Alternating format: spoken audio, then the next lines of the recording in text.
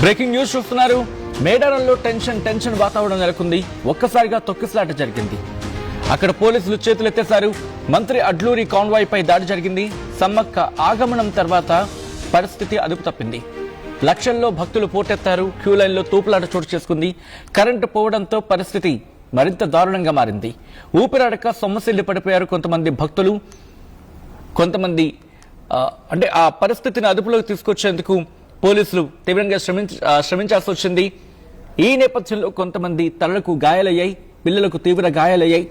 పలువురు భక్తులపై లాఠీ చార్జ్ చేశారు పోలీసులు. ముఖ్యమంత్రి రేవంత్ రెడ్డి, మంత్రి సీతక్కపై భక్తులు ఆగ్రహాన్ని వ్యక్తం చేయడం జరుగుతోంది. అక్కడికి వచ్చిన భక్తులు భద్రతా ఏర్పాట్లు సరిగ్గా లేవంటూ మండిపడుతున్నారు.